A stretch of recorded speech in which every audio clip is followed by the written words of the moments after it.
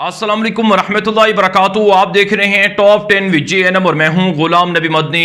दुनिया भर से आज की 10 बड़ी और इंतहाई अहम खबरें जिन पर आज हम बात कर रहे हैं। नाज़रीन किराम, आज 2 जनवरी 2021 है और आज दिन है हफ्ते का। ये टॉप 10 विद JNM का सुबह का बुलेटिन है।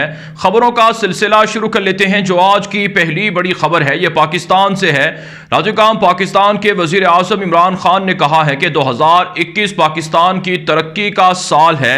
इसमें पाकिस्तान के अंदर 2 बड़े मंसूबे जो हदफ हैं गवर्नमेंट के वो पूरे किए जाएंगे। एक तो पूरे पाकिस्तान की आवाम को यूनिवर्सल हेल्थ इंश्योरेंस दी जाएगी कि जहां से चाहें पाकिस्तान के शहरी इलाज मुआवजा करा सकेंगे, फ्री सेहत की सहूलियात मैसर होंगी।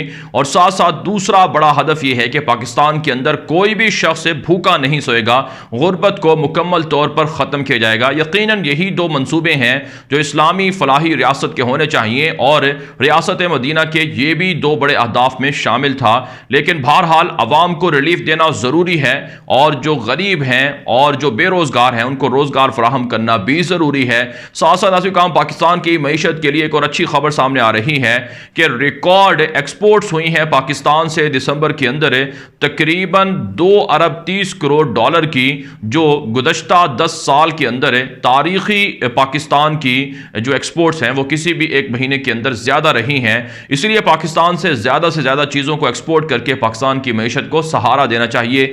इसके अलावा ऐसी काम इत्तला सामने आ रही हैं कि पाकिस्तान और भारत के दरमियान जो न्यूक्लियर हथियारों के इंस्टॉलमेंट के हवाले से लिस्टें हैं उनका तबादला हुआ है। गुज़श्ता 30 साल से तकरीबन पाकिस्तान और भारत ये एक्सचेंज करते हैं, अपनी लिस्टें बताते हैं कि कहाँ पर न्यूक्लियर हथियार हैं। और इसी तरह से नाज़रीन काम पाकिस्तान ने भारत के साथ उस वक्त तक मुज़ाकरात करने से इनकार कर रखा है जब तक कि भारत कश्मीरियों को उनका हक के खुद इरादियत नहीं दे देता है। आगे बढ़े नाज़रीन, जो आज की दूसरी बड़ी खबर है ये मकबूजा कश्मीर से है। नाज़रीन, भारतीय फौज ने दावा किया है कि मकबूजा कश्मीर के अंदर चीनी साख्ता यूनिक किस्म के ग्रेनेड पकड़े गए हैं, जिससे वाज़ेह होता है कि चाइना पाकिस्तान की मदद से मकबूजा कश्मीर के अंदर मुजाहिदीन को असलहा फराहम कर रहा है और मुजाहिदीन फिर भारतीय फौज पर हमला करते हैं। नाज़रीन, इससे पहले भी भारत इसी तरह का इल्ज़ाम लगाता रहा है कि चाइना और पाकिस्तान दोनों ड्रोन क्वाडकॉप्टर के ज़रिए से जदीद तरीन असलहा मुजाहिदीन को फराहम कर रहे हैं। लेकिन पाकिस्तान का मौक़िफ़ वाज़ेह है कि जब तक कश्मीरियों को उनका हक के खुद इरादियत नहीं मिल जाता, पाकिस्तान कश्मीरियों की हर तरह की ताउन और हर तरह का ताउन और मदद करता रहेगा। साथ साथ नाज़रीन इत्तला सामने आ रही है कि जो 3 नौजवान तलबा शहीद किए गए थे कश्मीर के अंदर, उनके कत्ल के खिलाफ एहतजाज हुआ है और भारतीय फौज से भारतीय हुकूमत से इंसाफ का मुतालबा किया गया है। क्योंकि नाज़रीन काम आप जानते हैं निहत्ते कश्मीरियों को रोज़ाना की बुनियाद पर कश्मीर में शहीद किया जा रहा है। एक दूसरी रिपोर्ट में इंकशाफ हुआ है कि दिसंबर के महीने में 14 कश्मीरियों को निहत्ते कश्मीरियों को शहीद किया गया है। इसके अलावा नाज़रीन काम इत्तला सामने आ रही है कि भारतीय फौज पर अब प्रेशर बढ़ चुका है कि वो जाली इनकाउंटर का सिलसिला रोके और कश्मीर के अंदर जो वहाँ अमन व अमान है और साथ साथ जो वहाँ लोगों के बुनियादी ज़रूरियात हैं या वहाँ पर जो कर्फ्यू लगा हुआ है उसको ख़त्म करें और इंटरनेट सर्विसेज बहाल करें और इसी तरह से लोगों की दीगर ज़रूरियात का ख़ास ख्याल रखा जाए। दुनिया भर के मुख्तलिफ ज़राए ब्लॉग पर भारत के जाली इनकाउंटर का चर्चा जारी है। आगे बढ़े नाज़रीन, जो आज की तीसरी बड़ी खबर है ये नाज़रीन भारत के जंगी जुनून के हवाले से है। भारत की जानिब से दावा किया जा रहा है कि पाकिस्तान और चीन का ख़तरा बढ़ता जा रहा है। ऐसे में भारतीय फ़ौज को मज़ीद 3 माह तक असलहा दुनिया भर से ख़रीदने का हुक्म दिया गया था और साथ साथ उन्हें इजाज़त दी गई थी। अब नाज़रीन भारतीय नेवी ने अमरीका से जदीद तरीन ड्रोन तैयारों के बाद जदीद तरीन मिसाइलों के हुसूल का सिलसिला भी शुरू कर दिया है। बाकायदा प्रपोजल दिया गया है कि अमरीका भारतीय नेवी को जदीद तरीन असलहा फराहम करे। आप जानते हैं गुज़श्ता साल यानी 2020 के अंदर तकरीबन 25 से 30 अरब डॉलर का मोदी ने असलहा ख़रीदा है।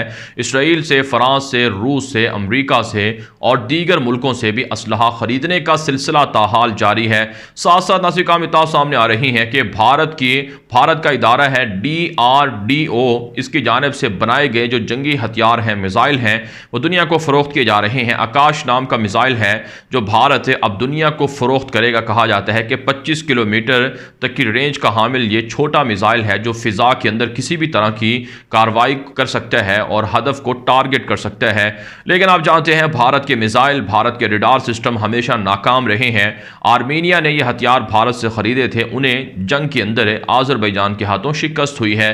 اس کے علاوہ نازکام اطلاع سامنے آ رہی ہے کہ چین کے خلاف جاپان بھی اب جدید ترین اسلحے کو انسٹال کر رہا ہے۔ 2035 تک چائنا کے خلاف جاپان جدید ترین بغیر پائلٹ جنگی جہاز اور ڈرون طیارے بنا لے گا جو چائنا کے خلاف استعمال کیے جائیں گے۔ بھارتی میڈیا یہ دعویٰ کر رہا ہے۔ آگے بڑھتے ہیں جو آج کی چوتھی بڑی خبر ہے، یہ نازکام افغانستان سے ہے۔ تازہ ترین رپورٹس موصول ہو رہی ہیں کہ افغانستان کے اندر ٹارگٹ کلنگ کا سلسلہ جاری ہے۔ ایک اور صحافی کو صوبہ غور کے اندر گولیاں مار کر نامعلوم افراد نے شہید کر دیا ہے۔ افغان طالبان کے ترجمان ذبیح اللہ مجاہد نے اس کی شدید مذمت کی ہے۔ طالبان کے ذرائع ابلاغ بتاتے ہیں کہ یہ حملے کابل حکومت خود کرواتی ہے، اس لیے ان حملوں کی مذمت کی جا رہی ہے۔ ساتھ ساتھ نازکام جو طالبان کے ساتھ مذاکرات کرنے والی کابل کی مذاکراتی ٹیم کے سربراہ ہیں، انہوں نے کہا ہے کہ ایجنڈے کے اندر بین الافغان مذاکرات میں ٹارگٹ کلنگ کے واقعات کو بھی رکھا جائے گا، اور طالبان پر الزام ہے کہ وہ نہتے لوگوں کو قتل کر رہے ہیں۔ حالانکہ نازکام طالبان اس حملے کی مذمت کر رہے ہیں، اور طالبان کا دعویٰ ہے کہ یہ حملے خود کابل حکومت کرواتی ہے، اور مخالفین کو، جو مخالف صحافی ہیں یا طالبان کے ساتھ ہمدردیاں رکھنے والے لوگ ہیں، ان کو راستوں سے ہٹایا جا رہا ہے۔ اسی طرح سے نازکام کابل کے اندر بھی جو سماجی تنظیموں کے لوگ ہیں ان کو بھی ٹارگٹ کیا گیا ہے، جس کی طالبان نے شدید مذمت کی ہے۔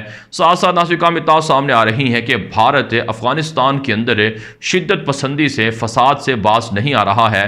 اب نازکام نام نہاد جو سکالرز ہیں ان کے ذریعے سے افغانستان کے اندر طالبان کی جو جہاد کی تحریک ہے اس کو غلط قرار دیا گیا ہے۔ افغان میڈیا نے بھی اسے رپورٹ کیا ہے کہ افغان علماء کرام اور اسی طرح سے جو بھارت کے علماء ہیں ان کے ساتھ ایک میٹنگ ہوئی ہے، مشترکہ اجلاس ہوا ہے، جس میں طالبان کی موومنٹ کو، طالبان کی جہادی تحریک کو غلط کہا گیا ہے۔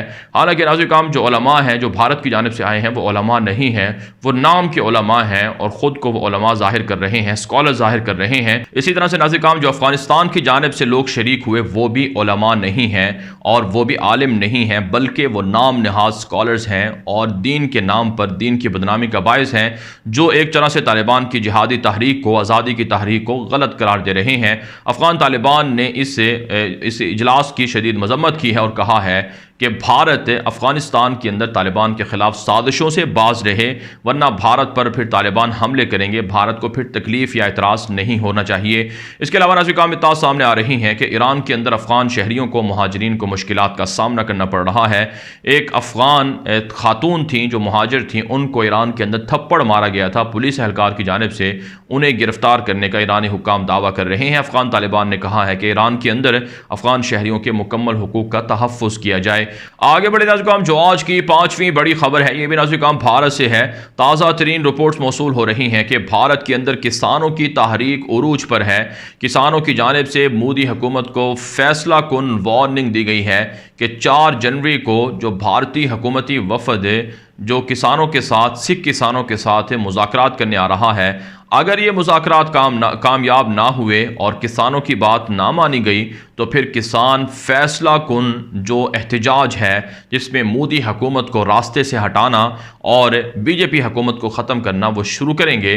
اس کے علاوہ نازکام اطلاع سامنے آ رہی ہیں کہ بھارت بھر کے اندر 850 سے زائد یونیورسٹیوں نے، کالجز نے اور اکیڈمیوں نے کسانوں کی حمایت کا اعلان کر دیا ہے۔ پورے بھارت کے اندر سکھ کسانوں کی حمایت زور و شور سے جاری ہے، جس کی وجہ سے مودی حکومت شدید خطرے میں ہے۔ کہا جاتا ہے کہ مودی حکومت نے اگر گھٹنے نہ ٹیکے، کسانوں کی بات نہ مانی، تو پھر مودی حکومت کا اقتدار ختم ہو جائے گا اور مودی حکومت کو پھانسی بھی دی جا سکتی ہے۔